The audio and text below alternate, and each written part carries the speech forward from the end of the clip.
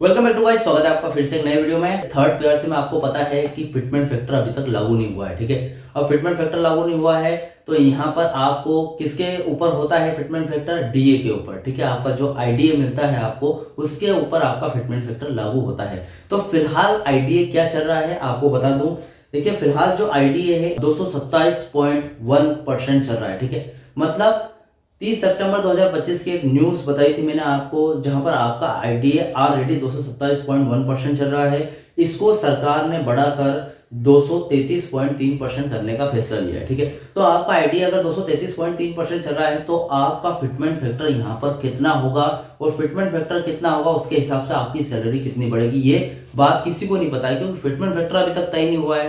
तो आज इस वीडियो में आपको सिर्फ आपके आईडीए के बेस पर फिटमेंट फैक्टर निकालेंगे, उसके बाद आपकी सैलरी कितनी बढ़ेगी, सारी जानकारी आज इस वीडियो में आपको बताने वाला हूं। ठीक है, क्योंकि देखिए यहाँ पर 233.3% हो गया, तो इसके हिसाब से आपकी सैलरी कितनी बढ़ रही है एग्जैक्टली किसी को नहीं पता है। आज इस वीडियो में सारे डाउट क्लियर करने वाला हूं, और उसके बाद विथ डिटेल विथ एग्जाम्पल पूरे उदाहरण सहित हर एक चीज समझाने वाला हूं कि, और वो भी फॉर्मूला से विथ प्रूफ कि आपकी जो सैलरी है 2017 की बात है तब कितनी थी, या फिर उसके टाइम पे आपका आईडीए कितना था। ठीक है, सारी जानकारी एकदम क्लियर तरीके से आपको बताने वाला हूं, ताकि आपको पूरी बात समझ में आए कि आपकी सैलरी फिलहाल थर्ड पीआरसी लागू होने के बाद कितनी बढ़ने वाली है। ठीक है, तो चैनल पर नया हो तो सब्सक्राइब कर लेना। मेरा नाम है सुनील विश्वकर्मा। जानकारी यूजफुल लगे तो एक लाइक जरूर कर देना। ठीक है, चलिए गाइस बढ़ाते हैं वीडियो को आगे। पर स्पष्ट बात है कि ये जो न्यूज थी, ये अपडेट थी 30 सितंबर 2025 की थी। फिलहाल आईडीए देख लेना, आपका आईडीए चल रहा है 233.3%, मतलब 227.1% चल रहा है, और 6.2% बढ़ने की उम्मीद है, जबकि उसके बाद हो जाएगा आपका आईडीए 233.3%। ठीक है, अब हम इसको फॉर्मूले से समझते हैं। पहले तो मैं आपको फॉर्मूलाज बताऊंगा, उसके बाद उदाहरण सहित एग्जाम्पल सहित पूरी बात फॉर्मूला जोड़ के बताऊंगा कि भैया आपकी इतनी सैलरी थी तो और इतनी बन गई है। ठीक है, तो फिलहाल आपका पूरी जानकारी यहां पर बता देता हूं आपको। थर्ड पीआरसी के तहत फिटमेंट पे फिक्सेशन का फॉर्मूला, मतलब आपकी जो सैलरी फिक्स कैसे होगी उसका फॉर्मूला। थर्ड पीआरसी ने 1/1/2017 की तारीख से संशोधित वेतनमान में वेतन तय करने के लिए एक विशिष्ट पद्धति की सिफारिश की थी। यहाँ एक फॉर्मूला है जो कि आपकी स्क्रीन पर चल रहा है। ठीक है, अब ये जो फॉर्मूला है 15% फिटमेंट, इसमें लिखा हुआ है पुराने वेतन पर आईडीए जोड़ना। ठीक है, मतलब आपका जो बेसिक पे सैलरी थी पुरानी, ठीक है, ओल्ड बेसिक पे सैलरी, उसमें आपका आईडीए जोड़ना। अब वो आईडीए कब का? 1/1/2017 का। ठीक है, फिलहाल यहाँ पर 2025 की कोई बात नहीं करूंगा, क्योंकि आपका आईडीए जब थर्ड पीआरसी लागू होने वाली थी 1/1/2017 को, उस टाइम आपका आईडीए कितना था, उसके हिसाब से आपकी बेसिक सैलरी कितनी थी और नई सैलरी कितनी बनेगी थर्ड पीआरसी लागू होने। अगर उस टाइम के हिसाब से, उस टाइम के आईडीए के हिसाब से अगर थर्ड पीआरसी लागू हो जाती है 1/1/2017 में, तो कितनी सैलरी बनती वो बात करेंगे। उसके बाद आज आपकी सैलरी कितनी बनेगी वो बात करेंगे। तो पूरी आपको पूरा गणित समझ में आ जाएगा ये वीडियो देखकर। ठीक है, इसके बाद कोई आपको फिटमेंट फैक्टर का वीडियो देखने की जरूरत नहीं पड़ेगी। ठीक है, तो देखिए ये फॉर्मूला आपने देख लिया, उसके बाद पुराने वेतन पर हमारा आईडीए जोड़ेंगे। सबसे पहले थर्ड पीआरसी के लागू होने की तारीख, जो कि 1/1/2017 को आईडीए की दर कितनी थी, उसे आपके मूल वेतन जो कि बेसिक पे होता है उसमें जोड़ा जाता है। ठीक है, अब यहां पर 1/1/2017 को आईडीए की दर आपकी थी 119.5%। ठीक है, अभी आपका आईडीए कितना चल रहा है? 227.1% चल रहा है। ठीक है, उसको बढ़ाने की बात चल रही है 6.2%, यानी कि 233.3% आपका आईडीए हो जाएगा। ठीक है, लेकिन 1/1/2017, 1 जनवरी 2017 की बात है, तब आपका आईडीए चल रहा था 119.5%। उस पर अगर थर्ड पीआरसी लागू होती है तो कितना आपका बेसिक सैलरी बढ़ती उस टाइम, वो बताऊंगा अभी। ठीक है, फिटमेंट फैक्टर के लिए डीए न्यूट्रलाइजेशन करना पड़ेगा। ठीक है, थर्ड पीआरसी ने यह सुनिश्चित किया कि 100% डीए न्यूट्रलाइजेशन उदासीनीकरण होगा। इसका मतलब यह है कि पुरानी प्रणाली का पूरा डीए आपके नए वेतन में शामिल होगा। अब जितना भी आपका 119.5 क्या है, 119.5% डीए जो बनेगा वो आपकी नई बेसिक सैलरी में ऐड होगा। इसका मतलब ये है न्यूट्रलाइजेशन का। ठीक है, अब एक और फॉर्मूला निकल कर आया है जो आप स्क्रीन पर देख सकते हैं, ये भी हमारे एग्जांपल में यूज होगा। ठीक है, देख लिया आपने 119.5%। ए क्या माना है? आपकी बेसिक सैलरी, ठीक है, ये याद रखना, ए मतलब आपकी बेसिक सैलरी है और बाकी 119.5% ये यहाँ पर फॉर्मूला लिखा है, ठीक है। अब फिटमेंट लाभ, अब यहाँ पर देखिए, यहाँ पर 3 चरण है। पहला चरण में हमने क्या बताया, पुराने वेतन पर आपका आईडीए जोड़ा जाएगा और एक मैंने आपको एक फॉर्मूला बताया, ठीक है। अब सेकंड पॉइंट है, सेकंड चरण है आपका यहाँ पर फिटमेंट लाभ, फिटमेंट बेनिफिट जोड़ेंगे।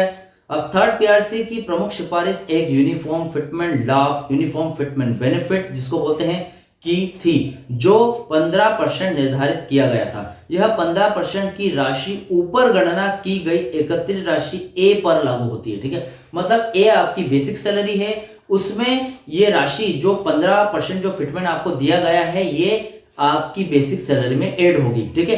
ए इंटू 15, ठीक है। यहाँ पर एक और फॉर्मूला दिया गया है जैसे कि स्क्रीन पे चल रहा है। उसके बाद तीसरा चरण है यहाँ पर नए मूल वेतन की गणना, मतलब न्यू आपकी बेसिक सैलरी आएगी उसको यहाँ पर जोड़ा जाएगा। आपके नए मूल वेतन पर पहुंचने के लिए इन दोनों राशियों को आपस में जोड़ा जाता है, जैसे कि एक और फॉर्मूला निकल रहा है। ये 3 फॉर्मूले लगने वाले हैं एग्जाम्पल में, ठीक है।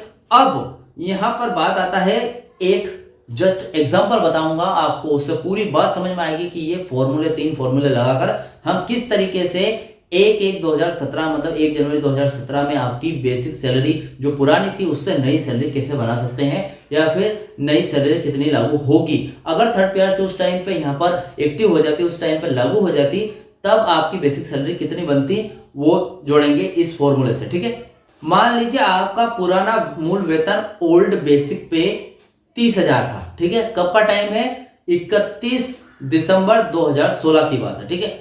अब 1/1/2017 से आपकी थर्ड पीआरसी लागू होने वाली थी, तो आपका बेसिक सैलरी कितनी बनती वो देख लेते हैं, ठीक है। अब पहले चरण में मैंने जो फॉर्मूला बताया था आपको वो इस तरीके से यहाँ पर जोड़ा जाएगा।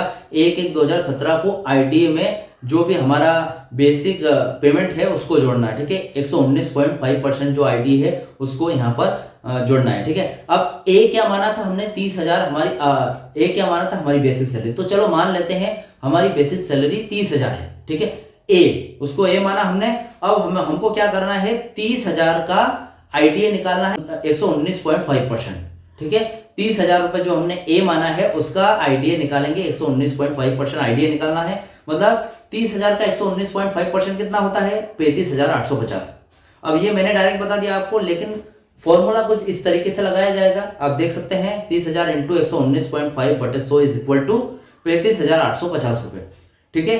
अब ये जो 35,850 रुपए निकल कर आया है ये आपका आईडीए है जो कि 19.5% है, ठीक है, 30,000 का, ठीक है। अब आईडीए कितना निकल कर आया, 35,850। आपका पुराना वेतन कितना है, 30,000 रुपए। अब हमें क्या करना है, ए जो कि 30,000 रुपए उसको और आईडीए को जोड़ना है, ठीक है। अब यहां आपका ए कितना है, 30,000 रुपए बेसिक सैलरी, और आईडीए कितना निकल कर आया है, 35,850। इसको जोड़ेंगे तो हमारे जो पैसे है मतलब हमारा कितना काउंट होकर आएगा, 65,850, ठीक है। अब हमने क्या किया है, बेसिक सैलरी और आईडीए को जोड़ दिया, मतलब बेसिक सैलरी प्लस 119.5% इसका जितना भी बनता है, मतलब 35,850 को जोड़ दिया तो 65,850 रुपए हमारे काउंट होकर आए हैं यहाँ पर, ठीक है। अब हमने दूसरा चरण लागू किया था, आपको पता है मैंने एक और फॉर्मूला दिया था जहां पर 15% फिटमेंट लाभ जोड़ा जाएगा। अब जो 15% फिटमेंट लाभ वो कितना बनता है वो भी निकालेंगे, फिर जोड़ेंगे, ठीक है। अब हमारा आईटीए और बेसिक सैलरी पुरानी सैलरी वो कितनी थी, 65,850, कुल मिलाकर उसका जोड़ आया था, ठीक है। अब यहाँ पर इसको भी इस फॉर्मूले से यहाँ पर कुछ इस तरीके से जोड़ा जाएगा, 65,850 इंटू 15/100 इज इक्वल टू कितना निकल कर आया हमारा फिटमेंट 15%, 9,877.50। मतलब हमने क्या किया, पहले हमने पुराने वेतन में आईडीए जोड़ लिया, 65,850 रुपए हमारे बन के आए। अब उसके बाद 15% फिटमेंट हमने उस राशि में जोड़ा जो कुल मिलाकर दोनों के कुल मिलाकर आई थी 65,850 में। हमने पहले 65,850 का 15% निकालना है, सीधी सी बात ये है। तो इस तरीके से फॉर्मूले से निकलेगा। अब ये 65,850 रुपए हमने निकाले हैं, 65,850 का 15% निकालेंगे तो कितना बनेगा, 9,877.50 रुपीज बने, ठीक है। अब हमें आगे क्या करना है, तीसरे चरण में नया मूल वेतन तय करना है, मतलब नई सैलरी क्या निकल कर आएगी वो देखते हैं, ठीक है। अब जो हमने बेसिक सैलरी थी पुरानी उसमें आईडीए जोड़ा, 35,850 आया। उसके बाद हमने 35,850 और 30,000 को जोड़ दिया, दोनों मिलकर 65,850 बन गए। 65,850 निकले तो उसका हमने 15% निकाला तो 9,877 रुपए बन गए। उसके बाद यहाँ पर क्या करना है, हमको नया मूल वेतन तय करने के लिए 65,850 जो आपका डीए और आईटीए, मतलब जो आपका आईटीए और बेसिक सैलरी मिलकर बने थे, उसको उसमें आपका जो 15% फिटमेंट है जो कि बनता है 9,877.50, इन दोनों को जोड़ देंगे तो यहाँ पर कितनी सैलरी बनकर आएगी, 75,727.50। ठीक है, ये सैलरी बनकर आती है। अब हमको इसको क्या करना है, रिवाइज करना है थोड़ा सा, क्योंकि ये क्या है 75,727.50 में निकल कर आ रहा है। तो ये जो 2.5 रुपए की यहाँ पर ये रह गई है, इसको भर के सरकार ने क्या किया है 75,730 रुपए कर दिया। ठीक है, अब आपका नया मूल वेतन निकलकर कितना आया, 75,730 रुपए।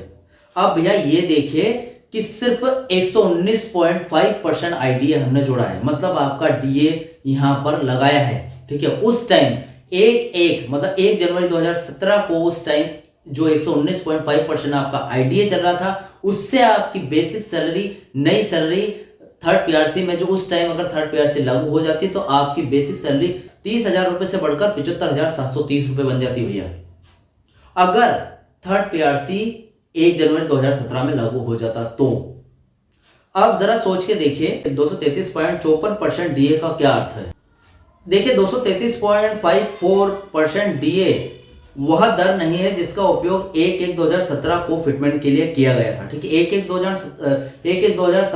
जनवरी 2017 को हमने जो फिटमेंट फैक्टर जो कि आईडीए का यूज किया था वो 119.5% था। ठीक है, फिटमेंट के लिए केवल 119.5% की दर का उपयोग किया गया था क्योंकि वह 1/1/2017 को लागू हुई थी।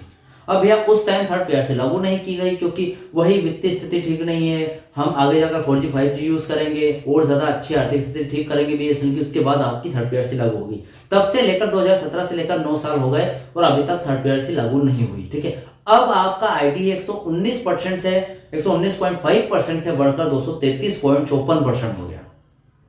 तो 233.54% का उपयोग यह एक बात की दर है। ठीक है, पहले 119.5 थी। एक बार आपका मूल वेतन जैसे कि 75,730 तय हो जाने के बाद उस तारीख को लागू होने वाला डीए मान लीजिए 233.54% है, अब आपके नए मूल वेतन पर दिया जाएगा। ठीक है, मतलब आपका जो नया मूल वेतन थर्ड पीआरसी अब लागू होगी 233.5% के हिसाब से, तो आप जितनी भी लागू होगी और आईडीए उस टाइम पे हमने जो जोड़ा गया था जो 75,730 रुपए बने थे वो इस पर भी लागू हो जाएंगे भैया। तो भैया जरा जोड़ के देखिए कि वो सैलरी 75,730 ऑलरेडी बन गई थी और अब फिर से यहाँ पर 233.54% से अगर फिटमेंट फैक्टर देकर हम फिर से सैलरी लागू करते हैं तो कितनी बन जाएगी, मतलब एक आईआईटी इंजीनियर से ज्यादा सैलरी बीएसएनएल कर्मचारी की होगी, जो कि उस टाइम 2016 में अगर 30,000 रुपए कमा रहा होगा तो उसकी सैलरी 1-1.5 लाख 2 लाख रुपए हो जाएगी महीने की। अगर कोई प्यून की बात करें 10,000 रुपए या 15,000 रुपए कमा रहा है कोई प्यून, उसकी सैलरी 50, 60, 70,000 रुपए हो जाएगी। थर्ड पीआरसी लागू हो गई। तभी तो मैं बोलूं कि यार थर्ड पीआरसी इतने डिले क्यों कर रही है मैनेजमेंट, आखिर क्या दिक्कत है, क्यों फिटमेंट फैक्टर लागू नहीं किया जा रहा है, फिटमेंट फैक्टर अभी तक नहीं बताया है जबकि थर्ड पीआरसी लागू करने की बात की जा रही है। यहाँ पर बीएसएनएल ईयू यूनियन की तरफ से बार बार जोर दिया जा रहा है लेकिन फिर भी मैनेजमेंट लागू नहीं कर रही है। तो मैंने सोचा कि पहला इसको हल करके देखते हैं कि भैया किस हिसाब से यहाँ पर मूल वेतन आपका तय होगा, यहाँ पर किस हिसाब से आपकी सैलरी बढ़ेगी, कितनी बढ़ेगी। देखिए यहाँ पर मैंने पूरा फॉर्मूला सहित आपको बता दिया कि मूल वेतन 2017 में आपका मूल वेतन अगर 30,000 है तो आपकी सैलरी कितनी बढ़ जाती है, वो भी 119.5% आईडीए की वजह से। और अब जो चल रहा है 227.1%, उसमें 6% सरकार ने लागू कर दिया और ज्यादा दे दिया, बड़ा कर दे दिया 6%। अब कितना हो गया 233.54% आपका आईडीए हो गया है। अब आपकी सैलरी अगर बढ़ती है, थर्ड पीआरसी लागू होता है तो कितना बीएसएनएल कर्मचारियों को पैसा मिलेगा, आप जरा सोच के देखिए। और इस जानकारी से रिलेटेड कोई डाउट क्वेश्चन वगैरह हो तो मुझे कमेंट बॉक्स में जरूर कमेंट कीजिए, क्योंकि मुझे ये जो मैंने जानकारी दी है कितना हद तक सही है, क्या ये जानकारी मैंने सही दी है या फिर नहीं, ये भी कमेंट बॉक्स में मुझे जरूर बताना भैया। ठीक है, वो वीडियो अच्छा लगा वीडियो को लाइक कमेंट शेयर जरूर करें। मिलते हैं गाइस नेक्स्ट वीडियो में, सी यू सून।